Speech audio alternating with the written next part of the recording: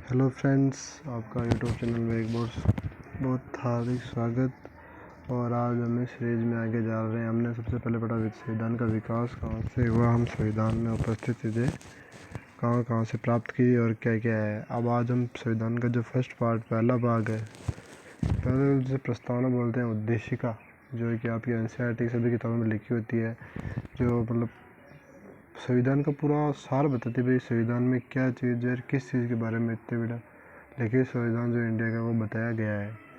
और इसमें प्रस्तावना में उस संविधान का क्या उद्देश्य है, किस उद्देश्य से बनाया गया है, उसका पूरा सिस्टम इस प्रस्तावना में आपको मिल जाएगा। तो हम संविधान को पढ़ते हैं, तब देखते हैं हम भारत के लोग। या आपको कहाँ हम देखो हमारे प्रस्तावना की पहली लाइन कहाँ से लिखी, अमेरिका से, ठीक है। और उसमें स्वतंत्रता, बंधुता और और ये हमने रूस से सामाजिक, आर्थिक, राजनीतिक न्याय सारे रूस से लिए, ठीक है। और दक्षिण नितिन देशक तो निर्वाचन पढ़ चुके हैं। प्रस्तावना की पहली पंक्ति कहाँ से ली गई, अमेरिका से, ठीक है। अब इसी प्रकार हम प्रस्तावना को देखेंगे। हम भारत के लोग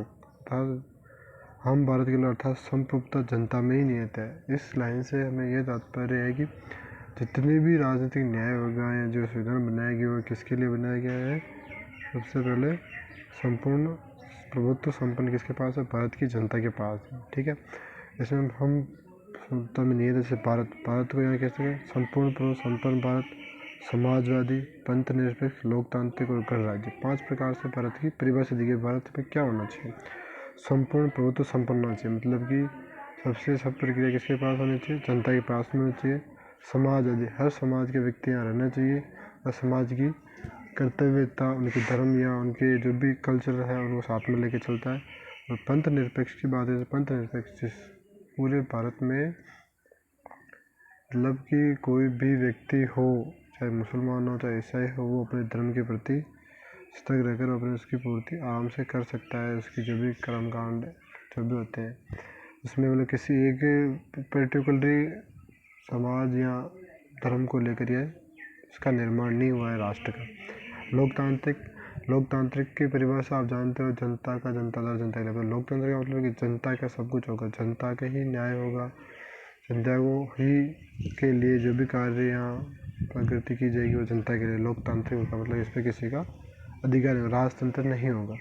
राजतंत्र से पहले अब गणराज्य क्या होता है, इसमें कि एक संविधान बना हुआ होता है जिसके अनुसार चलता है, मतलब जनता का सबसे ज़्यादा संपन्न होता है। और गणराज्य निर्वाचित, जिसका राष्ट्रपति निर्वाचित है, जिस राज्य में राष्ट्रपति निर्वाचित है वो गणराज्य। अपना भारत देश का गणराज्य हुआ था 26 जनवरी 1949, क्योंकि वहाँ निर्वाचित राष्ट्रपति चुन गए थे। प्रथम निर्वाचित राष्ट्रपति डॉक्टर राजेंद्र प्रसाद, ठीक है। उस प्रकार हम देखेंगे प्रधानमंत्री पंडित जवाहरलाल नेहरू। अब इसमें देखते हैं कि पंथ निरपेक्ष, हमने इसकी परिभाषा संपूर्ण प्रभुत्व संपन्नता किससे कहते हैं, समाजवादी क्या होती है, पंथ निरपेक्ष क्या होता है, लोकतांत्रिक क्या होता है, गणराज्य, ठीक है। अब न्याय की भाषा, तो न्याय हमारे कहाँ, सामाजिक, राजनीतिक और ये कहाँ से ले गई, ये रूस से लिए गए हैं, ठीक है। सामाजिक और आर्थिक और राजनीतिक। सामाजिक रूप से अगर कोई दो समाज हो, कोई समाज बहुत संख्या में हो, कोई समाज कम संख्या में हो, अगर किसी का शोषण हो रहा हो तो भी वो न्याय की गुहार लगा सकता है, सुप्रीम कोर्ट हो चाहे हो हाई कोर्ट हो, ठीक है।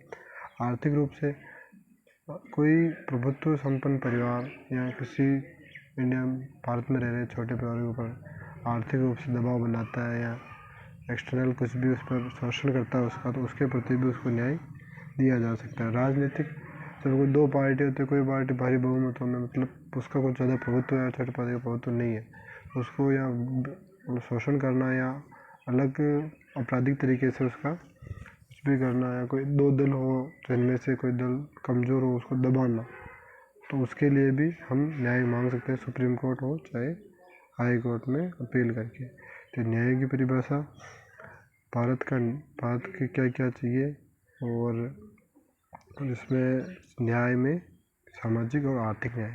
उसी प्रकार हम स्वतंत्रता, हमारे स्वतंत्रता में मूल अधिकारों में इसका पूर्णतः संपूर्ण उल्लेख है, जो कि हम अगली क्लास में देखेंगे।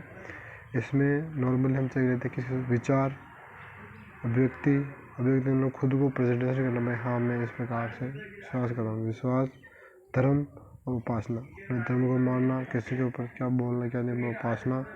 तो समता, हम भारत को हम समझ चुके हैं। न्याय क्या होता है, कितने प्रकार का, 3 प्रकार। स्वतंत्रता के 5 प्रकार की। तो प्रस्तावना में स्वतंत्रता कितने प्रकार की है, 5 प्रकार की। और वहाँ हमें देखेंगे कि 6 प्रकार की स्वतंत्रता है मौलिक अधिकारों में। समता क्या होता है, समता मतलब किसी की क्षमता के अनुसार प्रतिष्ठा और अवसर दिया जाना चाहिए। प्रतिष्ठा और अवसर मतलब कोई व्यक्ति योग्य है कहीं ऊपर जाने बोलने में, राजनीतिक पार्टी में, तो उसको समानता मिलनी चाहिए। हाँ आप आओ, अवसर हो, नौकरियों में हो, अगर कोई प्रतिष्ठित आदमी है, साइंस में है तो वो वैज्ञानिक की तरफ जाओ, इंजीनियर मैथ वाला इंजीनियर की तरफ जाओ, एक्सटर्नल जो भी उसकी खेल है तो खिलाड़ी उसकी अवसर के अनुसार उसको अवसर देना चाहिए। कबड्डी खेल तो कबड्डी में, और जिसकी जो योग्यता और प्रतिष्ठा उसके अनुसार अवसर मिलना, ये किस में प्रस्ताव में लिखा हुआ है। ठीक है। बंधुता स्वतंत्रता, ये हमने कैसे दी है, 5 से लिए। बंधुता का व्यक्ति की गरिमा ही का ध्यान रखकर उसके बारे में करना चाहिए। गरिमा का पूर्णतः राष्ट्र की एकता अखंडता, हम ऐसा कोई कार्य नहीं कर सकते जिससे कि राष्ट्र की एकता और अखंडता को हानि पहुँचे। ऐसा कार्य करना ये हमारी बंधुता के खिलाफ है। ठीक है। तो बंधुता क्या होती है, सभी को एक साथ मिला के रखना, बंधुता। तो हमारा संविधान 26 जनवरी 1949 को अंगीकृत अधिनियम में तो पारित हुआ था। और मार्क्सिस्ट शुक्ल सप्तमी संवत 2006 विक्रमी। ठीक है। संविधान को क्या क्या किया गया, अंगीकृत, अधिनियमित और आत्मसमर्पित, मतलब ये इसको लिखा गया है, बना गया है, अधिनियमित है और ये आपको समर्पित, मतलब आपके द्वारा ही चला जाएगा। क्या प्रस्तावना में संशोधन हो सकता है, इसके लिए बहुत सारे विवाद है। केशवन विवाद इसका सबसे महत्वपूर्ण विवाद है, जो कब हुआ था, 1973 में। सुप्रीम कोर्ट ने निर्णय लिया है कि संसद संविधान में किसी भी भाग में संशोधन कर सकती है। ठीक है। अतः प्रस्तावना में भी संविधान किया, लेकिन इसके क्या होगा, बुनियादी ढांचे से कोई छेड़छाड़ नहीं होगी, विकृति नहीं, इसमें नए ऐड किए जा सकते हैं, उसमें कोई घटाया नहीं जा सकता। ठीक है।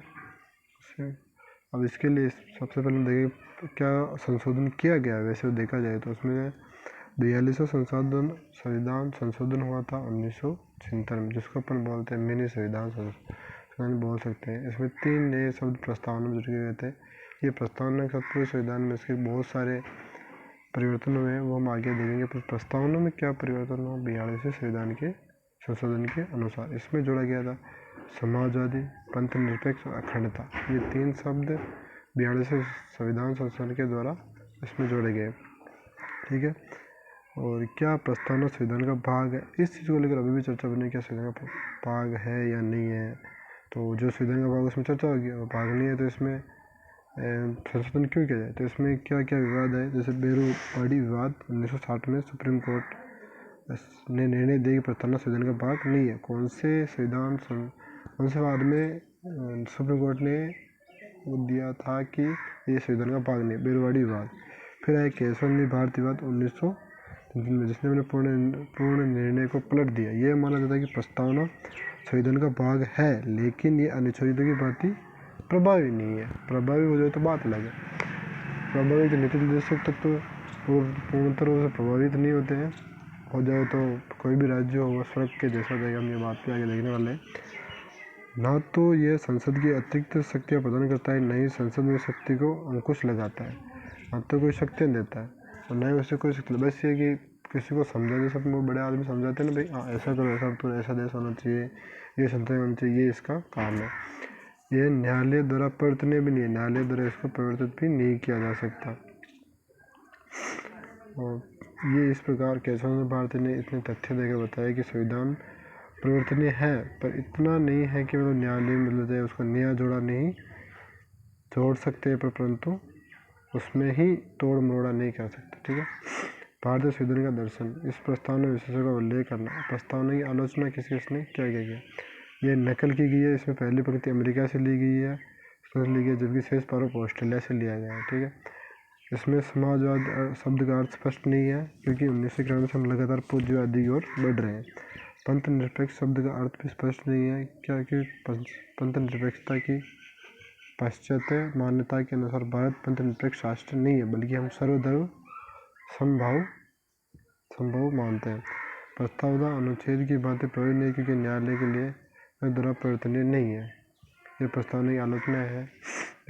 नकल की गई है, प्रस्तावना है, इसमें पूंजीवाद है, पतन परीक्षण नहीं है, प्रस्तावना इत्यादि नहीं है, एक्सेट्रा।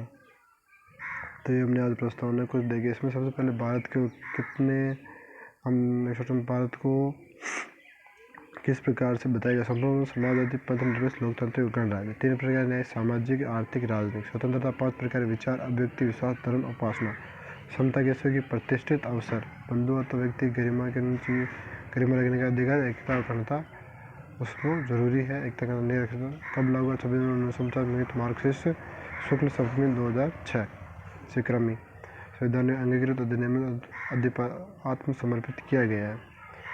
इसमें 2 वाद याद रखने, विरोधी विवाद जिसमें संविधान का भाग नहीं है, केशवानंद विवाद जिसमें संविधान का भाग है और परिवर्तन नहीं किया जा सकता, नया कोई भी जोड़ा जा सकता है पर इसमें से कोई हटाया नहीं जा सकता।